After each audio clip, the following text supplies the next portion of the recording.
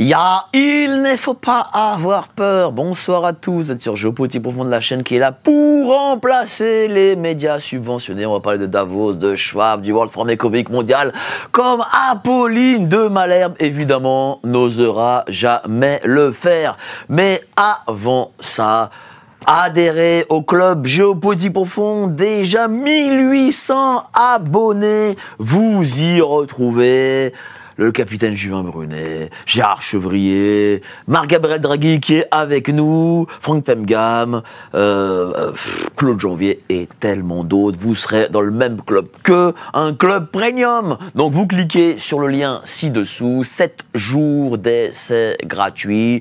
Et n'oubliez pas, il ne faut pas avoir peur, la boutique géopolitiqueprofonde.com est ouverte. Salut mon Marc, putain ça fait quand même longtemps que je t'ai pas vu. Bonjour Mike. Ça fait longtemps, hein. Qu'est-ce qui s'est passé là? Ah oui, ça fait longtemps. Bon, au moins ravi t'es là, de revenir chez vous. Ouais, bon, au moins comme ça on va parler de Davos ensemble. Il y avait besoin de parler de Davos parce que les médias ont rien dit, c'était rien, non, nul. C'est vrai que la couverture médiatique n'a pas été très, très grande sur cet événement, mais on va peut-être aussi nous décrire les tendances de fond qui sont intéressantes cette année. On avait dit l'année dernière, en 2023 et en 2024, que Davos était en crise. Donc là, on va voir si ça s'est confirmé ou non. Mais oui, mais j'ai l'impression aussi qu'il y a une forme de validation cette année. C'est-à-dire validation de tout ce que l'on dit depuis des années, tout ce que l'on répète à nos auditeurs. Alors, c'est intéressant, justement, cette question est intéressante, puisque je considère qu'il y a eu quand même un effondrement des deux grands agendas qui sont presque la colonne vertébrale du Forum économique mondial, qui sont l'agenda woke et l'agenda vert. Donc ça peut s'expliquer en partie avec l'élection de Trump, qui a dit je vais forer, je veux du pétrole et du gaz, et Milei, qui a quand même parlé de l'idéologie woke et de la légitimation au sein même du Forum économique mondial de la pédophilie et de l'idéologie des genres. Alors maintenant, avec le retour de Trump, qui, je le dis, n'est pas le sauveur, mais en tout cas un moindre mal par rapport à l'administration démocrate, il est vrai, quand on regarde les discussions de fond du forum, on s'aperçoit qu'il y a une validation déjà de la superstructure qui est très importante dans le programme et dans le projet politique porté par le Forum économique mondial, qui est la 4e révolution industrielle. Je rappelle juste le thème de 2025, c'était l'intelligence artificielle. Et malgré les interventions hostiles sur les volets woke et verts de Trump et Milei, on a vu qu'il y avait presque un consensus sur l'ère de l'intelligence artificielle. On voit même avec l'actualité qu'il y a justement cette bataille entre la Chine et les États-Unis autour de DeepSeek, OpenIA et d'autres, même Alibaba, qui annoncent qu'ils vont sortir une application sur l'intelligence artificielle. Et le discours de Trump a été marquant parce qu'il a dit « Je vais faire des États-Unis la capitale de l'intelligence artificielle et du monde de la cryptographie ». Donc, il y a eu d'un côté un effondrement très politique, même si vous l'avez dit, on va dire les vieux agents, les vieux exécutants du Forum économique mondial, comme Guterres de l'ONU, comme Christine Lagarde. Malheureusement, les Européens, on pourra peut-être y revenir avec nos amis, ont mis en avant les vieux agendas. Il y a une confirmation, c'est que déjà, il y a une volonté réelle de valider cette nouvelle ère du tout numérique, de la numérisation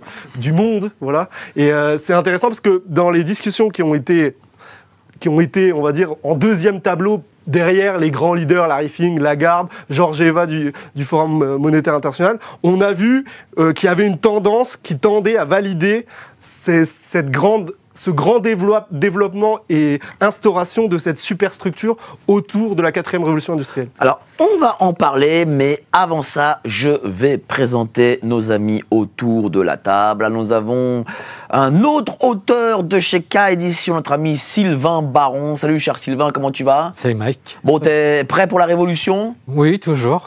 Hein? 10 février prochain, c'est reparti. Voilà, avec Vigie Média, là, tu vas... Eh ben, devant... Tu vas venir avec les pics, là. France Télévisions, on va s'amuser avec eux. Je constate très rapidement, avant qu'on ait eu l'occasion de développer plus tard, la seule chose qu'on a entendue sur Davos dans les grands médias, c'est le tropisme américain de nos journalistes. C'est-à-dire qu'ils n'ont commenté que ce qu'a dit Trump. Tous les autres, Ils n'ont rien dit, alors que le discours de Milei méritait justement d'être retenu, mais aussi ce qu'a dit est de très inquiétant Madame Cruella von der Leyen. On en parlera tout à l'heure, mais voilà, c'est la première remarque que je vois, c'est déjà le point de vue de nos médias, c'est le tropisme américain. On s'en fout de tout ce que les autres peuvent dire. Merci à toi, cher Sylvain. Et à ta droite, l'éditeur préféré, Patrick Pazin. Comment tu vas, cher Patrick? Novi Mondi. Merci, Mike. Qui devient maintenant YouTube aussi. Moins. Moins, mais bon, quand même, un peu. Oui. Donc, Davos, c'est quelque chose aussi qui te parle. Ah oui, depuis longtemps. Mais on reviendra dessus avec nos amis, mais c'est la première fois où je trouve qu'ils sont, je vais dire, en perte de vitesse, nous en parlerons, mais là, il y a eu quelques coups sévères, mais pas uniquement pendant le forum. Enfin, je reviendrai... On en parlera. Merci à toi, cher Patrick. Dis-moi, Marc-Gabriel, en effet, il y a eu Milei, par exemple, qui a fait un discours retentissant, qui a parlé de la pédocriminalité, en gros, des gens de Davos. Comment ça a été pris, ces discours de Milei et de Trump? Alors déjà, on voit qu'il y a, je ne vais pas dire une remise en question, ce serait trop fort, mais il y a des discussions internes à l'intérieur du Forum économique mondial qui ont presque acté, on va dire déjà, la défiance des peuples. On a Sylvain qui est un militant et qui organise, on va dire, la lutte pour la liberté d'expression dans sa lutte contre les médias. Je pense qu'il faut aussi, c'est bien de faire des émissions optimistes. Nous sommes en 2025, donc à mi-mandat de l'agenda 2030. Alors, il faut le rappeler, le Great Reset c'est presque un messianisme actif, c'est-à-dire on annonce toujours une société. Les gens du Forum économique mondial annoncent la société de demain qui veulent être totalitaires, mais ils se sont pris durant au moins les 3 dernières années, le choc du réel, notamment la lutte de certains médias activistes qui ont élaboré une contre-information, une information alternative. Ça, Davos n'y était pas préparé. C'est pour ça que Schwab a écrit rapidement après son livre The Great Reset la grande narration, le grand récit, pour essayer d'inverser et de dire non, on n'est pas des grands méchants, parce qu'ils n'étaient pas habitués à ce contre-récit qui a été déployé par des éditeurs ou par des activistes. Et ça, je pense que c'est fondamental, puisqu'il y a eu une émergence d'une puissance qui est disparate, hétéroclite, et ça les a confrontés au réel. Et à l'intérieur de ce forum, il y a presque eu, alors je pense à Rubinstein de Carlyle, ou d'autres grands patrons de Wall Street ou du capitalisme mondial, qui ont reconnu qu'il y avait une certaine défiance envers ce capitalisme de connivence et qu'il était maintenant presque opportun de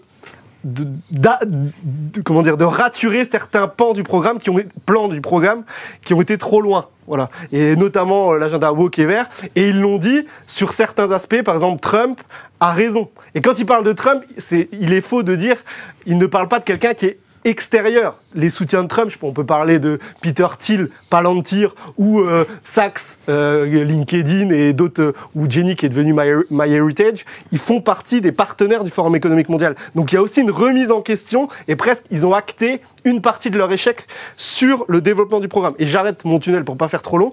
Il faut être optimiste car oui, pendant les années 2020-2021, on a vécu une hystérie sanitaire, une hystérie politique qui a gravement atteint nos libertés publiques. Mais ce que je veux dire, c'est qu'il y a eu un échec sur le déploiement de 2 objectifs majeurs, l'identité numérique et les monnaies numériques de banque centrale, qui, en 2025, je ne vais pas dire sont lointaines, mais ont été fortement retardées. Donc ça, il faut garder cet optimisme. Mais il y a quand même eu des annonces sur l'intelligence artificielle. Oui, mais en fait, clairement, on voit que moi, je pense qu'ils vont favoriser le développement de l'infrastructure pour imposer certains outils. Et l'intelligence artificielle, c'est clairement le cœur du problème. C'est-à-dire, demain, certains outils qui devaient être portés par la puissance publique, notamment les gouvernements, à travers l'identité numérique, les passes sanitaires, je vous le rappelle, c'était une expérience. Alors oui, il y a le rond le discours de Donald Trump où il l'a présenté avec un fort accent germanique. Il y a aussi l'âge qui fait que ces gens-là ne sont pas immortels, même s'ils se considèrent comme des homo deus.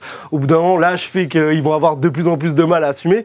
Le dernier, je ne sais pas, en réalité. Certains, on aura peut-être l'occasion d'en reparler avec Patrick, où certains lui prêtent des successeurs. On a vu quand même une mise en avant de Brand, qui est le PDG désolé, de Davos.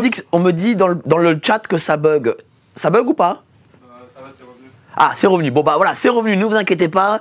Ça buguait, mais c'est revenu. Vas-y, excuse-moi. Ouais, pas de souci. Et pour la question de Schwab, c'est 2026 qui nous donnera la réponse. Mais je pense qu'il n'y a pas, lui ne va pas se retirer comme ça. Par contre, il y a réellement un discrédit qui a été presque annoncé de la part de certains partenaires, déjà qui n'ont pas apprécié la mise en lumière de Klaus Schwab. Ça, à l'intérieur, son livre The Great Reset, il ne devait pas être mis en lumière de cette manière-là. Est-ce que ça veut dire qu'au sein du Forum de Davos, il y a quand même des clans qui s'affrontent? Évidemment. Et quels sont les clans, peut-être? Alors déjà, je veux pas faire du complot et mettre tout le monde dans le même sac, mais il faut comprendre que le Forum économique mondial, c'est avant tout une plateforme où plusieurs acteurs, partenaires, exécutants élaborent des stratégies, les appliquent, transposent des normes, parce que les normes de l'Union européenne, n'oublions pas qu'elles sont surtout faites par des exécutants du Forum économique mondial, BlackRock, McKinsey, tout le monde les connaît, et elles sont données à l'Union européenne, et nous, en France, on transpose les directives de l'Union européenne. Donc ça, c'est fondamental. Et dans le Forum économique mondial, on a vu le vice-premier ministre chinois participer, et il y a, je le rappelle, beaucoup d'entreprises chinoises. Alors il y a un peu les Russes qui sont nettement mis de côté depuis 2021 et 2022. Après, certaines banques et institutions russes avaient participé au fameux cyberpolygone en 2021. Mais ce que je veux dire, c'est que c'est une plateforme mondiale. Davos est clairement, je parle de la grande cérémonie qui se déroule sur une semaine, est en perte de vitesse, mais ça ne veut pas dire qu'il y a un effondrement total. En fait, c'est aussi une plateforme d'échanges et de partenariats. Et d'ailleurs, on le voit, malgré l'hostilité qui est réelle sur certains agendas de Milley, de Trump, il y a quand même une participation concrète de ces deux chefs d'État, dont le président des États-Unis, ce qui n'est pas rien. Si vraiment Davos était en effondrement total et que demain, 2026, il n'y a plus de Davos, on n'aurait pas eu Trump, même par visioconférence, qui aurait appelé les investisseurs à investir aux moi, États-Unis. je vais te dire, oui, c'est vrai que ce message-là a été, j'imagine, perçu d'une manière un peu fébrile de la part de certains à Davos. Mais moi, je remarque une chose, c'est que l'année 2025, j'ai l'impression que pour l'Europe et pour ce forum, c'est la conclusion de quelque chose. Dans le sens où ils actent qu'ils veulent faire l'Union européenne, enfin les États, pardon, plutôt les États-Unis d'Europe, voilà, les États-Unis d'Europe, qu'ils actent la toute-puissance de l'intelligence artificielle et de la fameuse ville de 15 minutes, de toutes ces choses. J'ai l'impression que voilà, on acte le 2025, agenda 2030. Malheureusement, on y reviendra avec les camarades. Je pense que là, l'Union européenne, c'est le bon élève d'un forum économique mondial qui, sur certains narratifs, est en train de perdre. Et parce que nous sommes, quand je dis nous, l'Union européenne est le bon élève, elle acte la liquidation de l'Europe. Après, on va peut-être en reparler. Mais c'est malheureusement ça qui est préjudiciable pour nous. Après, je veux juste être optimiste. Comme il y a un effondrement des agendas verts et woke, et je le dis parce que certains disent c'est des annonces, tout Wall Street s'est retiré de l'Alliance pour le climat et du net zéro carbone, donc ça veut dire que les politiques d'investissement en Europe, parce qu'il faut rappeler que quand on lève de la dette surtout auprès des partenaires anglo-saxons, je dis partenaires, mais voilà, et il faut aussi rappeler que Pouyanné, par exemple, le PDG de Total, il a dit non mais attendez, moi je veux bien l'Union européenne, on va être les bons élèves du climat et puis woke, inclusif, mais sur l'agenda vert, moi concrètement, je me prends Total, qui est une entreprise française européenne, il dit si je continue à être pénalisé, en plus je dois me réorienter vers les panneaux photovoltaïques américains. Donc là, il y a des contradictions internes au système qui peut à terme nous être profitable. Voilà. Bon, chers amis, il y avait un petit bug de son, mais réactualisez la page et tout est OK. Il n'y a pas de problème ni de son ni d'image. Allez-y, donc réactualisez pour ceux qui ont un son un peu pas terrible. Oui, le climat, il lâche pas l'affaire avec, mine de rien. Là, ça a été aussi avec l'intelligence artificielle, on va dire l'alpha et l'oméga de ce Davos. Mais déjà, c'est l'alpha et l'oméga de Davos, puis c'est la colonne vertébrale. C'est-à-dire par le climatisme, qui est la religion de la planète qui meurt et qui brûle, Gaïa, ils imposent justement tous les autres volets. C'est-à-dire l'agenda woke derrière, qui est en définitif la castration des populations, donc une certaine dépopulation, c'est justement pour sauver la planète. Donc, on va dire les zombies du mondialisme davosien, Guterres, Van der Leyen, Larry Fink, qui est pour moi un des acteurs principaux, Larry Fink de BlackRock, a quand même rabattu son caquet, parce que déjà il y a l'élection de Trump, et qu'il est un soutien de Trump. On va dire les grands financiers en font un peu moins sur la politique verte, mais nous, l'ONU, qui ne tient presque que sur ça, et même la Chine, il faut le dire, la Chine a parlé beaucoup du développement durable, enfin le Premier ministre chinois, oui, mais est-ce que c'est pas, on va dire, du climatisme zombie ? C'est un peu le débat actuel. Ça a été beaucoup débattu, mais malheureusement, je crois qu'il n'y a que nous, idiots d'Européens, qui allons s'accrocher à cet agenda. En tout cas, la Chine, hypocritement, et les États-Unis ne vont pas se battre pour mettre en application les normes vertes. Est-ce que cette année, comme tous les ans, il y a eu un déferlement de filles de joie pour les grands patrons de Davos? Alors, on a le chiffre, 300. 300 300 escortes. Ah, c'est tout? Et alors, a priori, c'est en chute. J'avais pas le chiffre. Ça vend de mou, là. Patrick vous est mieux informé que moi, mais a priori, il y aurait une chute de moins 60% de cette activité. Donc, je ne sais pas ce que ça veut dire. Est-ce qu'ils ont été plus non, mais tiens, les temps sont durs. Les temps sont durs. Après, on a vu quand même certaines... Et puis, c'était peut-être pas le premier choix. Peut-être que c'était... après, est-ce que ça, c'est... Parce que d'ailleurs, Sylvain l'a très bien dit, en fait, nos médias n'ont pas traité. Par contre, ça, c'est une des questions que les médias ont traitées. Oui. Donc, c'est quand même de la poudre aux yeux. Et sur ce volet-là, je pense aussi qu'il y a eu une désaffection de certains participants, parce qu'on a vu des salles assez vides. Olaf Scholz qui a fait un discours, il n'y avait personne dans la salle. Et alors je sais plus, je crois que c'était Schwab qui demandait à poser des questions. Personne n'a posé de questions, au chancelier allemand quand même. Donc c'était un peu affligeant de ce côté-là. A priori, il y a eu une baisse, mais peut-être qu'ils ont juste été faire plus de ski. Je rappelle que Davos, c'est une belle station de ski. Ils étaient peut-être juste fatigués. Voilà. Aujourd'hui, est-ce qu'il y a une grande décision a été prise dans ce forum ou c'était très général? Je pense que Sylvain et Patrick il y a eu une grande décision qui est à relever impérativement, c'est que notre grande chef de l'Union européenne a dit qu'elle allait être pragmatique face à la méchante et aux méchants États-Unis d'Amérique. Donc je sais pas ce que ça veut dire, mais non, il y a en fait concrètement, à part vanter un climatisme moribond, et par contre la seule aussi pour répondre sur le fond, il y a cette validation comme quoi il faut absolument déployer l'infrastructure sur l'intelligence artificielle et presque acter la grande guerre, vous savez, la grande guerre où malheureusement nous sommes absents. C'est-à-dire, on pourrait parler de Lucie, l'intelligence artificielle française. On va peut-être pas en parler. Malheureusement, je pense que sur cet agenda, on peut en parler. Hein. Ça a été un fiasco. Je crois que c'est le CNRS qui l'a développé. En 3 jours, elle expliquait que les œufs de vache, je sais pas quoi, elle se trompait sur les calculs. C'était une catastrophe. Donc malheureusement, l'Union européenne et les pays européens vont être absents de cette grande guerre. Et pour le déploiement, enfin justement cet agenda technologique, sans en faire la promotion, il serait opportun d'être un acteur, en tout cas d'essayer de maîtriser, on va dire, les éléments de base de ce qu'on nous propose, parce que sinon, mais tu vois, là où on ne pourra pas se révolter. Là où ça peut être très inquiétant, au niveau intelligence artificielle, c'est que si les Européens ou la France n'arrivent pas à en créer une, c'est qu'ils aillent en chercher une à l'extérieur. Et moi, je vais te dire une chose. J'ai bien peur que l'Union européenne aille chercher l'intelligence artificielle chinoise.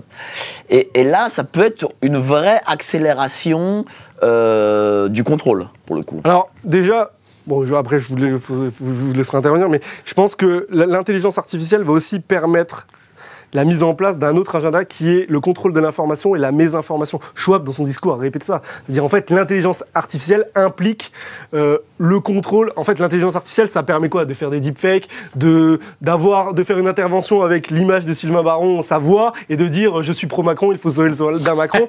Donc, ils vont profiter de ça pour nous dire « attention, il y a une technologie qui est dangereuse, il faut absolument la maîtriser et imposer les outils d'identité numérique ». Par exemple, le fait de se connecter à Internet, avec un accès réglementé, une digital ID, pour contrôler qui fait quoi. Et justement, c'est là où l'agenda qui est presque partagé par l'ensemble des camps, même si les camps sont plus ou moins réels ou fictifs, c'est là où ça va être dangereux parce que nous sommes une terre, comme tu le dis, on va être une terre, un no man's land, où il va y avoir la bataille entre la technologie chinoise et la technologie américaine. Et en fait, en gros, ça va être de dire, attention, pour censurer les agents russes, j'en ai un en face de moi. Même deux, là, t'en as deux. Pour censurer les agents russes. Je suis pas dans les trains toi-même.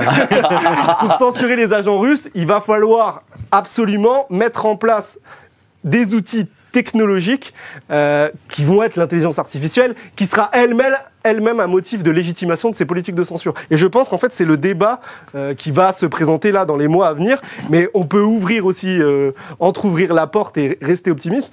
Il y a une contradiction forte et des contradictions internes dans le système qui vont nous permettre peut-être de sortir de ce carcan qu'est l'Union européenne. Mais comment se fait-il que Davos a choisi cette date-là avec l'investiture de Trump pour faire ce congrès? Est-ce que Davos a cherché justement à être plus discret cette année pour peut-être mieux travailler et ne pas faire fuiter des informations? Comment t'expliques ça? Alors clairement, Davos, l'année dernière, on l'avait dit, Davos était en crise. Tout au long des années 2023-2024, ils ont coupé une grande partie de leur production à l'accès libre. Vous savez, quand vous vous connectez sur le site du Forum économique mondial, vous pouvez participer et leur donner 40 € par mois, et il y a des accès premium. Déjà, ils ont tout verrouillé, ils ont arrêté de produire autrement qu'en anglais, et je crois qu'il y a le chinois, c'est-à-dire ils ont arrêté les productions en français, tout ça, pour que les gens aillent moins lire, ou en tout cas concentrent le moins d'informations, et je pense que c'est la bonne analyse, Mike. Il y a eu une volonté de faire consensus, et l'intelligence artificielle et le déploiement de la 4e révolution industrielle, qui, quoi qu'on en dise, c'est pour ça qu'il faut absolument traiter le sujet, va nous concerner, puisque en fait, on est presque, à travers le big data, on va être les proies, quoi qu'on en dise.